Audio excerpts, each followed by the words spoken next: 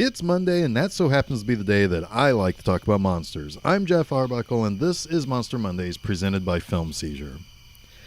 Well, I guess at some point I had to crack open these Mummy sequels of the 40s. This month I've been doing Universal Monster sequels, and I've had a fun one with Revenge of the Creature, a nicely moody one with Dracula's Daughter, and a pretty highly acclaimed one with Son of Frankenstein. Now let's take a look at 1940's The Mummy's Hand, and let's talk about this Mummy series, shall we? 1932's The Mummy is my favorite overall film of the classic Universal Monster horror cycle that really began the year before with Dracula and ended in the mid-50s with The Creature Walks Among Us. The Mummy lulls you into like this dreamlike state, and you can really argue for that movie being more of a romance drama than a horror movie. It's a fascinating take on the then new craze of the discovery of the various tombs of the ancient Egyptian pharaohs. It's just a cool movie. But the sequels? Oh man, I don't even know if you can even really call them sequels. They feature a completely different mummy. The original was Boris Karloff's Imhotep, and he was struck down by the goddess Isis at the end of that film. The sequels feature a guy named Karras, a completely different guy, and a different feel for the movies. Now, Karras does have a couple of things going for him. First, he's an actual mummy the whole time. Most of the time you hear the title The Mummy and you expect a bandaged up dude kind of shambling about. That was not the case for the Karloff picture. Karras is, on the other hand, that kind of mummy. Pretty much every time you see a classic mummy with the wrappings and the such, it's depicting the Karras character. So the mummy in these sequels end up being rather iconic. Actually considerably more than the Imhotep character that really only has Karloff's face and the fact that they used that character for the 90s sequels going for him. Additionally, these sequels were B pictures. Not a single one of them is longer than this one that we're talking about this week, which is a whopping 1 hour, 7 minutes. Hell, the 3 other sequels in the series were each a tight 61 minutes each. I mean, that's enough to say people really should at least check these things out. You don't have to spend much time on them, but these are not really very good movies. As much as the Abbott and Costello movies aren't for me, and yes, I know they're very popular, so please don't throw any tomatoes at me. They just aren't my brand of comedy or what have you, but these Mummy sequels are really bottom-rung Universal Monster movies. It's not so bad in this film that we're going to talk about, but many of the sequels reuse stock elements from previous entries that end up making the actual stories of each of these entries only about 50 minutes in total length. I mean, that's the amount of time without commercials hour-long TV shows used to be. So these movies don't really work too much with plot, or at least they narrow that down considerably just to pump something out quick and easy. Now, Karras was played by Tom Tyler in this film. Now, aside from a bunch of westerns throughout his career, he did this one movie as Karras for Universal. In fact, it was the only horror movie that I think is in his filmography. So this was right in the middle of his career. So maybe he just thought it would be fun to be a part of this. Maybe he just took whatever jobs came his way. Who knows? But I do know one thing. The following year, he did something before anybody else did. He played a superhero. He got the role of Captain Marvel, the one who's now called Shazam. He played the superhero in the 1941 serial. Now, at the time, Captain Marvel was more popular than Superman, so this was a pretty freaking big deal. Also important to note is that this is the first ever comic book superhero film adaptation. That's so long ago, and something that's such a huge, big deal today. That's like saying that the Boston Americans won the first World Series. That's a huge deal today for any team to win the series, but it's also kind of forgotten, but no less a big deal, to know who the first was. So, The Mummy's Hand opens with George Zucco playing Professor Andoheb, and he's traveling to the Hill of the Seven Jackals, and he's been called there by the High Priest of Karnak. And basically he tells Andoheb the story of Karras. This is pretty much the same story that happens in the original 1932 movie, but in this one, a princess named Ananka died, and Karras broke into a cathedral for Isis to steal some tanna leaves to bring her back to life. In fact, this is so much like the original movie that it borrows a ton of footage from the backstory of Imhotep. Now, Karis is buried alive with the Tana leaves, and it's up to the high priest of Karnak to protect this tomb.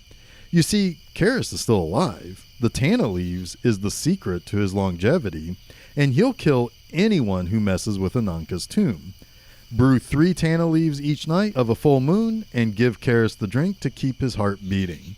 9 Tana leaves will bring him back to life to mess with anybody who enters Ananka's tomb, and more than 9 leaves, and Karis is a soulless demon hell-bent on killing everything and everyone. Before dying, the old man passes the title of High Priest to Andoheb.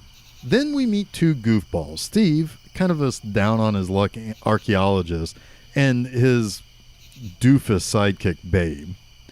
Steve discovers a broken vase at a bazaar and is certain that he found something that is an authentic ancient relic.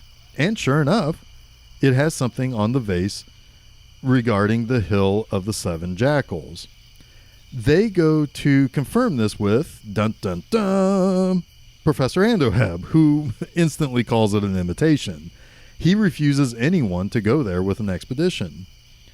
Now, Steve says he's going to find his own financing to go there, and Andoheb just drops the vase to break it.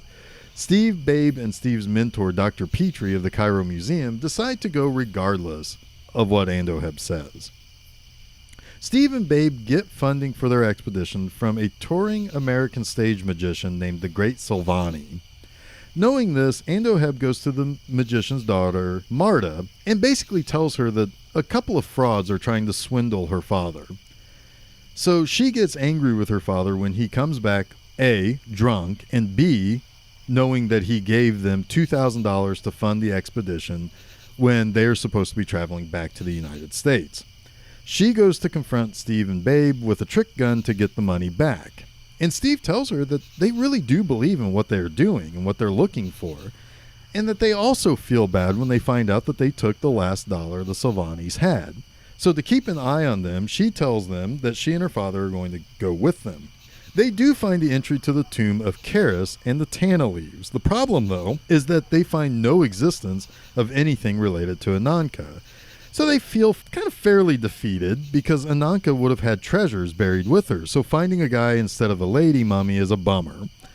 Dr. Petrie and Steve marvel over how well preserved Karis is. And of course, that first night is a full moon. That means Karis is going to get some Tana tea. Andoheb enters the tomb and has Petrie feel for a pulse on Karis, and Andoheb gives Karis 9 Tana leaves and he comes to life and kills Petrie. Andoheb has an underling hide vials of Tana fluid in Steve's expedition's tents. If the mummy wants better mobility and use of more of his limbs, he needs to go and get the fluid where Andoheb says the fluid is. Of course, he also needs to kill whoever had the fluid as well. Meanwhile, Marta figures out that there must be some sort of tunnel that connects the tomb where they discovered Karis and where they might find Ananka. While they try to find that connecting tunnel, one of the camp guys is killed by Karis. Karis returns later in the night and attacks the Great Silvani and kidnaps Marta. Steve and Babe follow him into the tomb. Now, Steve and Babe ultimately split up when they find a complete map that connects the tomb of Karis to Ananka's. And Karis arrives with Marta and lays her on an altar for Andoheb. And I guess he suddenly realizes that he loves Marta and wants to inject her with some of the Tana fluid along with himself so they can live eternally or something. I mean, that's a relatively super fast term for Andoheb, but it's fine. I'll roll with it. Anyway, Babe and Steve do arrive in time to save Marta. Babe guns down Andoheb, and Karis shows up, but Marta knows to tell Steve to keep him away from the Tana fluid. He's able to blast the container and then sets the place on fire to get rid of Karis. Steve, Marta, her father, and Babe are all headed back to America to enjoy all the riches they basically plundered from Ananka's tomb. Now, the first thing I like about The Mummy's Hand is that it really is kind of an enjoyable watch. It's not a very good movie, but it's certainly not offensive to watch. It's a lot like I said a few weeks ago with Revenge of the Creature. Not a great movie, but there's a lighthearted feel to it that makes it a very easy watch. The thing with this that is that it really feels much more like the 1999 remake of The Mummy, with a little bit more of an archaeology slant, with some comedic characters. And the funny thing about that is that the 1999 movie is a remake of the 1932 film. So this is much more of an early example of a reboot more than anything. It's using things that we can recognize from The Mummy, but it's its own thing and builds its own series from here. So the different tone of the movie makes it a particularly different experience. My second positive note is for Peggy Moran, who played Marta in this movie. She was really only in her mid-20s at the time, and she didn't really stick around in Hollywood very long either. She was only in films from about 1938 or so until 1943. And she's got a little bit of spunk to her, and she looks after her old father, who seemingly pisses his money away too often. And, you know, she plays the voice of reason in a kind of straight woman sort of role in this lighthearted movie. Naturally, she's also the object of the antagonist affection too. So she does a good job in this part as a relatively forceful but not unlikable lady, as well as a damsel in distress. Thirdly, I do like how Karras looks in this movie. Tyler wore some classic Jack Pierce makeup, and he looks a lot like he's covered in mud or crusted over dirt, and that makes a lot of sense considering he's been dead and buried for something like 3,500 years. However, there's a particular thing I like when you see his face clearly. His eyes look completely empty, and they look like they're not there. And that's probably due to a piece being put over Tyler's eyes to, so that more makeup could be caked on around the eyes. So it ultimately looks empty. But I find it a little bit more grotesque than how Lon Chaney Jr. looks in the subsequent sequels in the series. That wraps up this week's Monster Mondays. Don't forget to check out new episodes of Film Seizure every Wednesday and a new installment of Monster Mondays each Monday on filmseizure.com, as well as places where fine podcasts are found, like SoundCloud, Apple Podcasts, Google Podcasts, Stitcher, TuneIn, and Spotify.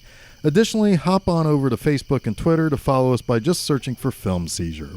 You can also check out new posts at my website, bmovieenema.com, each and every Friday. So, until next week, stay spooky.